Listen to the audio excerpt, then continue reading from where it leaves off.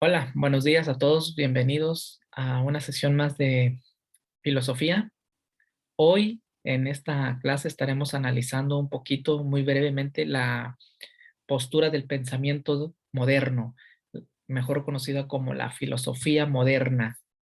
Entonces estaríamos hablando de una transición que hubo del pensamiento medieval, de un pensamiento filosófico centrado en la teología, centrado en el teocentrismo, Dios el centro, Dios, centrismo, centro, ¿ok?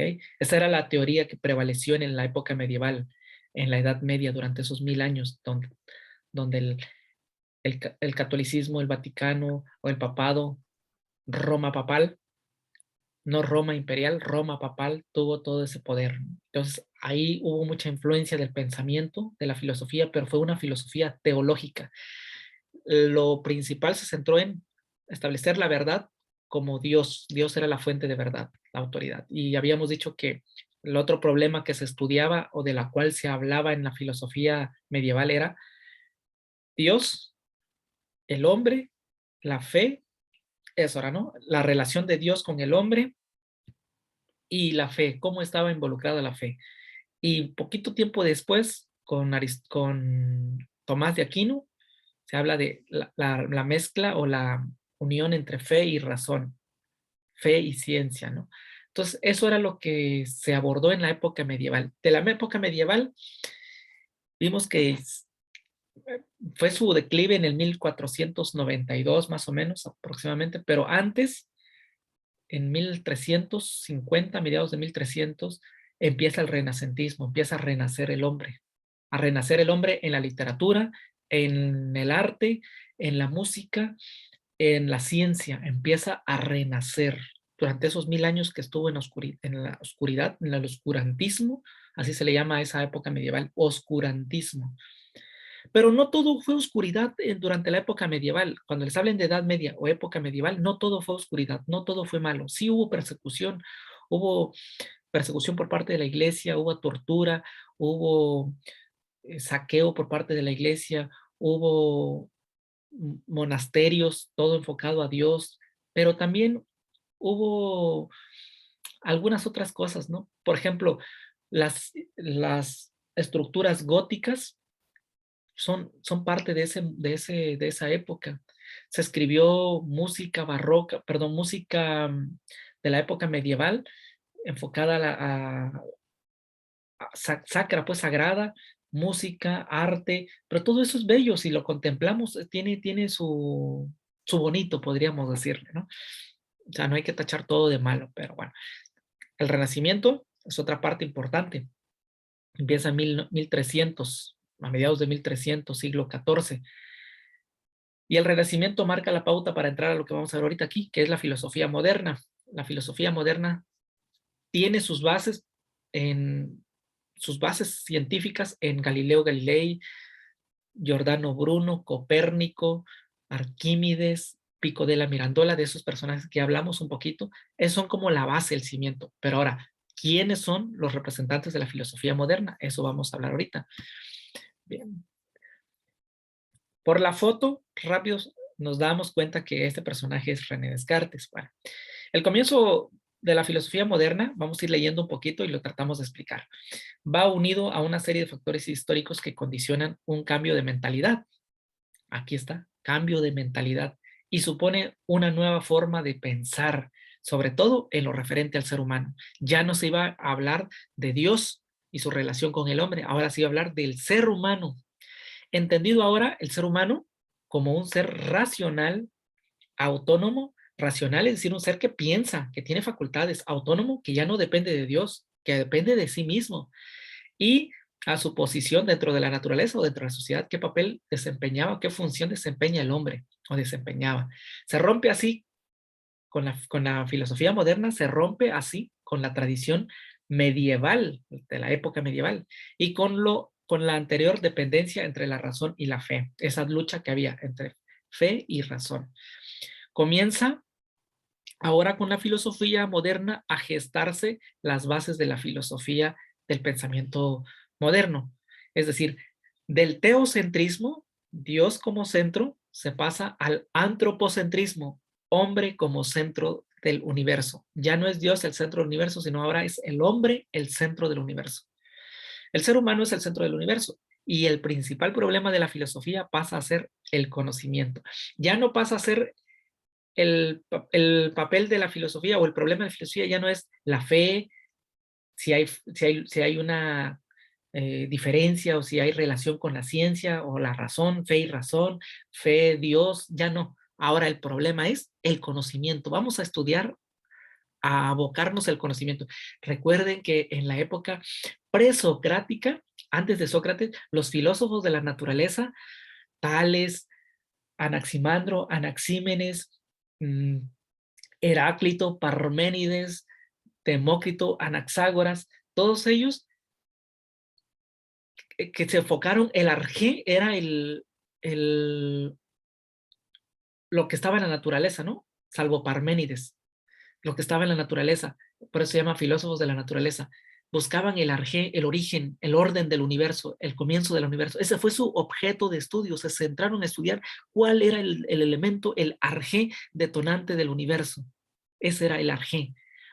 Bueno, los clásicos como Sócrates, Platón y Aristóteles, su arjé ya no fue buscar qué fue lo que creó el universo. Ya el arjé fue la política, la ética, el bien común. Si se dan cuenta, eran otros temas, ya no eran más bien buscar qué detonó el cosmos. Ahora, aquí el objeto de estudio en la filosofía moderna ya no es qué detonó el universo, cuál es el arjé del universo, no. Ahora aquí sería que el arjé vendría siendo el conocimiento. ¿De dónde sale el conocimiento? ¿Cuál es el origen del conocimiento? El arjé, tratan de buscar cuál es el arjé del conocimiento, porque yo puedo decir, yo ya sé, yo conozco, yo entiendo, porque yo tengo conocimiento de algo, tú tienes conocimiento, mucho conocimiento sobre algo, sobre una ciencia, sobre un oficio, pero ¿de dónde parte ese conocimiento? ¿De dónde, sabes tú, de dónde, cuál es la causa de ese conocimiento que tú tienes en tu cabeza, en tu mente? ¿De dónde viene? ¿Cuál es el origen? Ese es el arjé. Ese es el arjé. Si sabes tú de dónde viene ese conocimiento, entonces ya encontraste el arjé. Y eso es lo que pretendían esos filósofos. Vamos a ver cuál es el arjé del conocimiento. ¿De dónde viene el conocimiento? ¿Cómo es que la persona llega a conocer? Eso es lo que pretendían ahora estos filósofos modernos. O sea, su búsqueda, su arjé era la raíz del conocimiento, la fuente del conocimiento. Por lo tanto, el ser humano es el principal problema de la filosofía moderna, ¿no? El ser humano, lo que conlleva al ser humano, que es el conocimiento del ser humano. Vamos a ver. Entonces aquí vamos a ver qué es la filosofía moderna y sus principales características. Hay tres características principales de la filosofía moderna que las vamos a ver más adelantito, pero antes vamos a leer esto. La filosofía moderna supone una auténtica revolución porque hubo un cambio en la concepción del ser humano y el mundo. Supone también una ruptura radical con la tradición medieval que defendía que solo desde la fe se puede llegar a conocer la verdad. En la época medieval, Dios era el centro del universo, pero el pensamiento moderno de que vamos a estudiar, que estamos estudiando, lo despoja de esa situación privilegiada y ahora es el ser humano el que ocupa ese lugar. La lucha, la disputa, la pugna que hubo en la época medieval entre la fe y la razón o entre la ciencia y la razón dejó de ser el principal problema de la filosofía, porque lo que le preocupa ahora al filósofo moderno o lo que le preocupó al filósofo moderno ya no era esos elementos, sino era el conocimiento. ¿Qué se puede, cómo conocemos? ¿Cómo es que llegamos a conocer? ¿Cómo el hombre llega a adquirir conocimiento? ¿Y qué se puede hacer con ese conocimiento? ¿Cuáles son sus límites del conocimiento? ¿Habrá un límite? ¿Será que hay un límite hasta aquí ya conocí o el conocimiento es ilimitado? ¿Qué es real y qué no es real en el conocimiento para determinar esto sí es un conocimiento real, verdadero, o este es un conocimiento falso? ¿Cómo distinguirlo, no? Esa era la, la lucha, el cometido, la tarea que ellos tenían. Y conocer la verdad, por supuesto. Todas estas cuestiones son abordadas de diferentes planteamientos en los cuales se distinguen tres corrientes de filosofía. Estas son las tres características principales, que son tres corrientes de pensamiento de la filosofía moderna, que son racionalismo, empirismo, idealismo. Esas son las tres características, son las tres corrientes de pensamiento de la filosofía moderna. Entonces, para que ustedes entiendan bien qué es la filosofía moderna, es la transición, la ruptura de la época medieval del teocentrismo, Dios como centro, al antropocentrismo, hombre como centro, pero ¿qué se va a estudiar en el hombre? El conocimiento, cómo el hombre llega a conocer, de dónde tiene ese conocer, qué es lo que es real para el hombre, qué es lo que es falso, cómo adquirir la verdad. Eso era. Y para eso existieron tres corrientes. Y esas tres corrientes o esas tres escuelas de pensamiento fueron fundadas o fueron ideadas por personajes. Los realistas, los racionalistas tienen sus partidarios, sus creadores, los empiristas igual y los idealistas también. Bueno, antes de hablar de las diferentes corrientes filosóficas, haremos un breve repaso de las principales características de la filosofía moderna. Vamos a ver primero las características y luego vamos a ver cada una de esas tres corrientes. Bueno, tres características. Supremacía del ser humano frente a las cuestiones religiosas. El ser humano y la naturaleza son los principales temas a tratar por los filósofos de la modernidad, aunque la religión no llegó a desaparecer del discurso filosófico, es decir, que la religión se siguió tocando. ¿Se seguía hablando en el pensamiento moderno de religión? Sí, se seguía hablando, pero ya no era lo más importante, ya no era el centro. Ahora, Galileo favoreció este cambio de rumbo en el pensamiento con sus investigaciones, con sus descubrimientos. Su nueva ciencia defendió una interpretación mecanicista del universo. Y esta concepción es recogida por la filosofía que empieza a exigir pruebas científicas, fundamentos, una base sólida que lleve a construir el edificio del saber. ¿Se acuerdan que les dije que Galileo Galilei, Copérnico, Giordano Bruno, Arquímedes, Copérnico son las bases de la filosofía moderna? Ellos son los que hicieron la base, pero ellos hicieron más ciencia. Pero ahorita vamos a ver quiénes son los precursores. Bueno, ¿qué otro punto importante? Entonces, supremacía del ser humano ante la religión. Uno. Dos, nacimiento de la gnosiología o mejor conocida como la teoría del conocimiento. Esto se refiere a que la concepción medieval, la gente que vivía en esa época estaba llena de prejuicios, de supersticiones, de magia, de hechicería, de religión, y de todo eso desaparece, ¿no? Ahora, lo que prevalece en ese momento fue la razón, el debate filosófico sobre el conocimiento, las vías, cómo podemos acceder a obtener el conocimiento, y la realidad empieza a ser objeto de estudio. Entonces, ahí se toman en cuenta, ahorita vamos a ver que la percepción, los sentidos, la idea, la conciencia son los principales asuntos a tratar en este problema. Entonces, la teoría del conocimiento es, la epistemología o la gnosiología es cómo el ser humano llega a conocer. Conoce por las ideas, conoce por los sentidos, conoce por la percepción, conoce o ya trae algo en su conciencia al momento de nacer, o es por la razón. Ahí está el debate. Esas son las teorías que podemos escudriñar para saber si el hombre adquiere el conocimiento por medio de la experiencia, por medio de la razón, por medio de su conciencia o por medio de otra facultad. Y otra característica es que hay un nuevo concepto de la verdad. La verdad no está ahí afuera, como se creía en la época medieval, y la filosofía comenzó a preocuparse por la cuestión de lo real. El sujeto es ahora la garantía de la verdad porque la verdad se encuentra dentro de su mente. O sea que la verdad no está fuera del sujeto, sino que la verdad estaba dentro del sujeto. Como lo decía Sócrates y Platón, que las verdades eternas y absolutas están en su alma, dentro del ser humano. Hay que llevarlo adentro, decía Sócrates. Hay que llevar al ser humano adentro y que de adentro saque para de parir o dé a luz ese conocimiento. No afuera está el conocimiento, no el maestro tiene el conocimiento y te lo va a depositar, no. Tú ya lo tienes y ahora hay que extraerlo. Lo vuelven a retomar ellos. Estos filósofos modernos vuelven a retomar eso, ¿no? Que las verdades absolutas están adentro, que hay que sacarlas. Y el sujeto, y que en la mente del sujeto está la verdad y que por lo tanto solo a él le corresponde conocerla. ¿Cómo la va a conocer? ¿Cómo va a sacar esa verdad? A través de la razón o a través de los sentidos. De eso vamos a ver. De qué se tratan esas tres corrientes filosóficas. Bueno, la filosofía moderna y el racionalismo. Vamos a ver primero la primera corriente, racionalismo. Esta es la primera corriente, racionalismo. Los principales representantes de la corriente racionalista son René Descartes o Renato Descartes, Hobbes, Spinoza y Leibniz. Estos fueron los defensores de la razón como única vía de conocimiento. Es decir, la realidad para estos señores que están aquí, la realidad no depende de los sentidos, de lo que yo veo, oigo, escucho o de lo que yo huelo, de lo que yo toco o palpo, de lo que yo siento. No, no depende de esos sentidos o de lo que yo deguste. La realidad va a depender de la razón, del pensamiento. Por eso la palabra racionalista, o sea, la palabra racionalismo significa razón. Entonces la razón está excluyendo aquí literalmente a los sentidos. Todo lo que tú veas, toques, huelas, sientes, gustes, pruebes, lo que tú experimentes con tus órganos sensitivos, órganos sensoriales, con tus sentidos, no es conocimiento.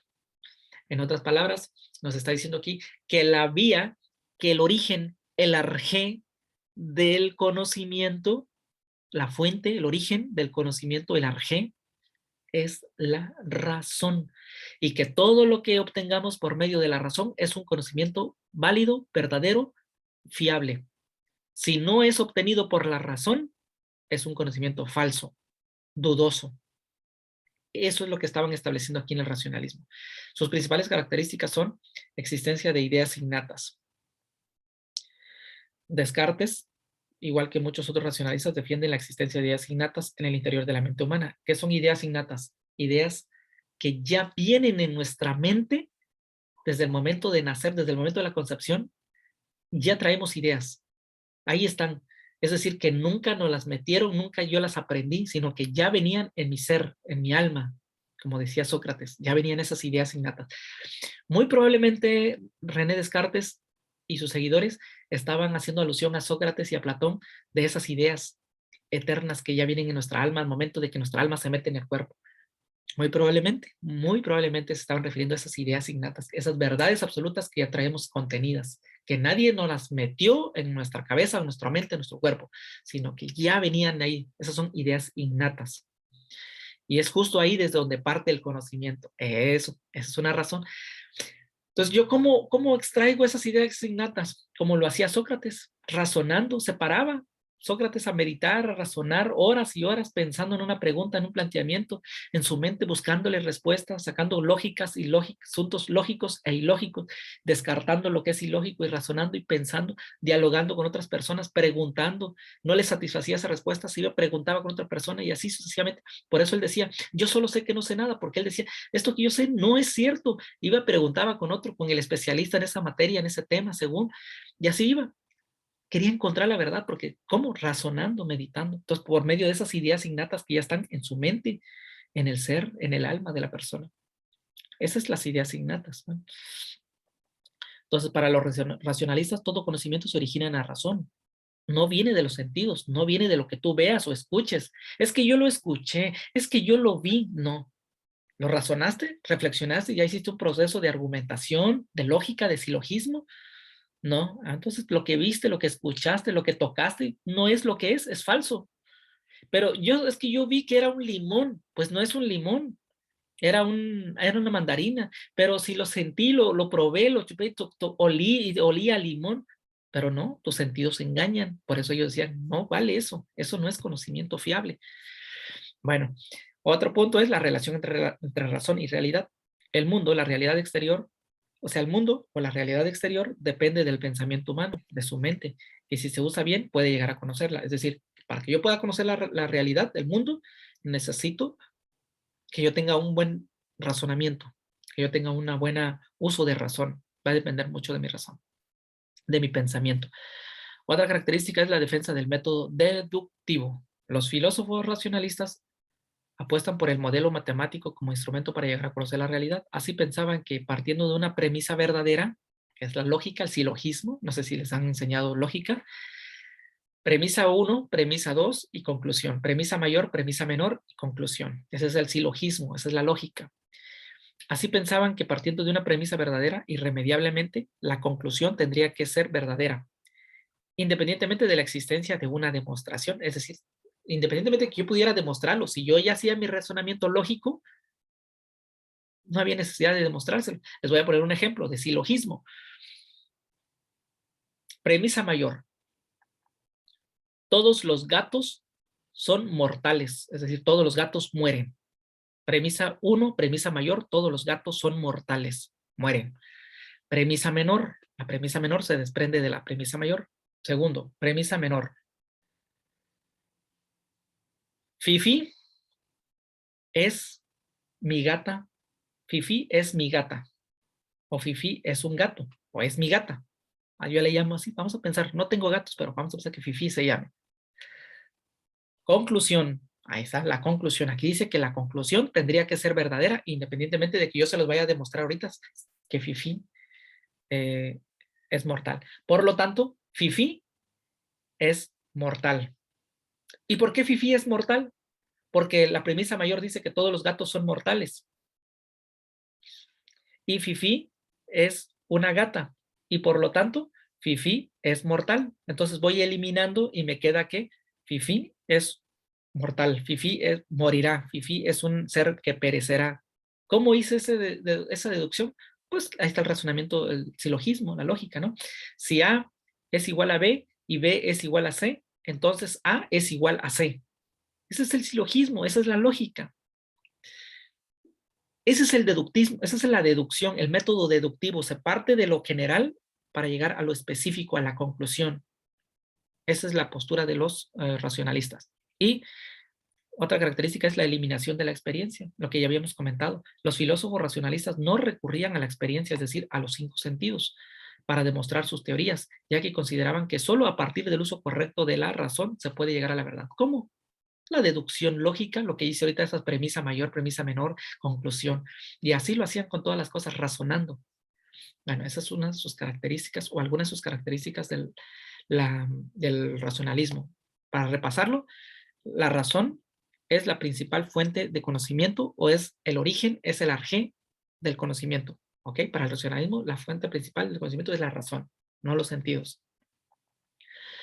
Los grandes temas del racionalismo son Dios, alma y mundo. Por eso les digo que sí se siguió hablando de Dios, sí se siguió hablando de Dios. Incluso René Descartes habló de Dios, habló del alma y habló del mundo, pero no habló del Dios como lo hablaban en la época patrística, sino habló del Dios pensando qué era Dios como sustancia, de qué está hecho Dios, de qué está compuesto, qué es Dios, qué es el alma, qué encierra el alma, qué es el mundo, cuáles son sus características. De esos temas fue lo que hablaron los racionalistas.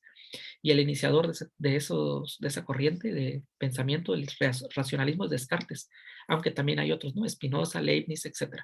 El método científico se aplicará entonces a la filosofía y dejará lugar a un cambio, y da lugar a un cambio totalmente racional, desapareciendo por completo la experiencia. Para ellos la experiencia no contaba en absoluto.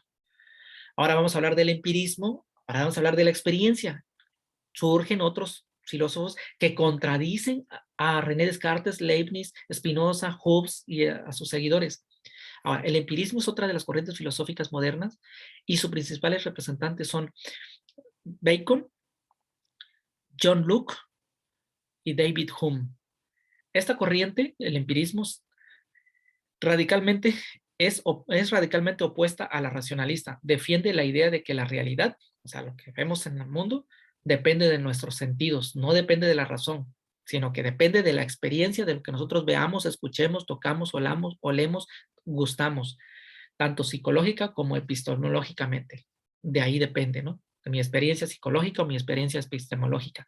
Todos estos filósofos empiristas apostaban por el pensamiento inductivo, ya no el deductivo de lo general a lo particular, sino ahora de lo particular a lo general.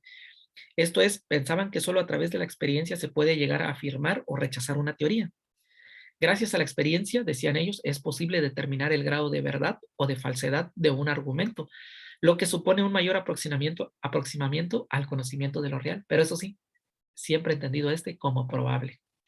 Las principales características de este pensamiento empirista son el rechazo de las ideas innatas. Lo que decía René Descartes o lo que decían los racionalistas, que ya vienen ideas innatas en nuestra mente cuando nosotros nacemos. Entonces, los empiristas decían, no, no hay ideas innatas, las ideas son natas. Lo opuesto a innato es nato, es decir, se aprende. Hay futbolistas que dicen, la mecha, ese futbolista juega muy bien, tiene una habilidad nuestra. Yo creo que eso es innato, ¿no? Ni siquiera fue a una escuela de fútbol, él ya fue desde niño, traía eso, ¿no? Nació jugando con la pelota, nació con el balón en el pie, o bailarines, sabe bailar muchísimo, ya lo traía. O un líder de una empresa, ese líder es innato, ¿sí? Ya venía, no estudió, ni siquiera tiene la carrera de administración o de mercadología o de mercadotecnia o de otra ciencia. No, no, no, no. Es un líder innato, pero están los natos, es decir, los que aprenden. Ahora, entonces, por eso los empiristas dicen, las ideas no van a ser innatas. La mente es para los empiristas una tabula rasa. Una tabula rasa es, esta es una idea de John Locke. John Locke decía, el niño cuando nace, el neonato, el recién nacido, cuando nace es como una tabula rasa, una pizarra en blanca antes de que el maestro entre a dar clase y escriba sobre la pizarra. Es decir, en otras palabras decía John Locke decía que la mente del ser humano cuando nace viene blanca, blanca, blanca. No trae ni una idea, ni un pensamiento, nada. Todo lo que se va metiendo en su cabecita lo va a adquirir al momento de nacer, cuando ve, escuche, huela, toque, palpe. Cuando es un bebé empieza a adquirir todo lo que le llega del mundo, lo va metiendo en su cabecita, lo va llenando como un vasito. Así lo describió John Locke. Por eso decía que lo que veíamos en la experiencia, lo que el niño vio, escuchó, tocó y oló, se va almacenando a su conciencia, a su pensamiento, a su cognición. Es como un pizarrón en blanco. Así viene, blanquito, blanco. Entonces, cuando llega el maestro a la clase y empieza a escribir, ahí le va metiendo datos. Entonces, eso es el empirismo. Entonces, las ideas son natas, según para ellos, natas porque se aprenden con alguno de los 5 sentidos. Otra característica es que el proceso, el conocimiento procede de la experiencia sensible, o sea, de los sentidos, y solo a través de ella se puede llegar a conocer la verdad. Es decir, que para conocer la verdad tienes que verlo tienes que explorarlo, experimentarlo con alguna de las 5 vías sensoriales: audición, vista, tacto, olfato o gusto. Si pasó por alguna de esas fuentes, por alguna de esas vías, es un conocimiento verdadero. Por lo tanto, el arjé del conocimiento, que ese es el tema central. Acuérdense que el problema central de la filosofía moderna es el conocimiento. ¿De dónde viene el conocimiento? Los racionalistas dijeron que el arjé era la razón. Ahora los empiristas dicen, no, no, no es la razón. El arjé, el origen, la fuente del conocimiento, cómo es que el ser humano llega a conocer, es por medio de la experiencia, es decir, por medio de los 5 sentidos. Ese es el arjé. Entonces, la característica final que está aquí es la defensa de los sentidos como vía de conocimiento, como única vía del conocimiento, podría yo decir. Al contrario que los racionalistas, los empiristas afirman que el conocimiento empieza en la experiencia sensible, en la mente del ser humano, en todo lo que ve. Ok, esa es la afirmación que ellos hacían. Características del empirismo: tiene su origen en la experiencia sensible de los sentidos. Sus representantes son Locke, Berkeley y Hume. Se opone al racionalismo, ya que para los racionalistas el origen del conocimiento o el arjé del conocimiento es la razón. El empirismo se opone a la teoría innata del racionalismo, es decir, que no hay teorías innatas, sino que todo es nato, todo se va aprendiendo. Y John Locke postula que la mente humana es como una hoja en blanco, una tabula rasa en la que las vivencias van imprimiendo marcas, ahí se van imprimiendo marcas, o sea, los datos que se van almacenando. Y ya para ir finalizando, la filosofía moderna y el idealismo, esa es la otra corriente, ¿no? Ahora vamos a ver la 3, idealismo. Los principales corrientes de la idealista son Hegel e Immanuel Kant. George Hegel e Immanuel Kant. Ellos defienden la idea de que la realidad es algo mental, es decir, es una idea. Por eso se llama idealismo. Aquí ya no es la razón ni es la experiencia, sino son las ideas. Y únicamente se encuentra en el interior del ser humano, siendo él mismo una idea. El ser humano es una misma idea y las ideas están dentro del mismo ser humano. Muy probablemente Hegel, Kant se enfocaron mucho también en Platón. Platón defendiendo las ideas eternas inmutables, las que no cambian. Kant, Immanuel Kant, que es el máximo representante, consigue superar el anterior debate entre el racionalismo y el empirismo al afirmar que el conocimiento o que el arjé del conocimiento parte de la experiencia, pero no todo conocimiento procede de la experiencia. O sea que sí viene de la experiencia, pero no todo.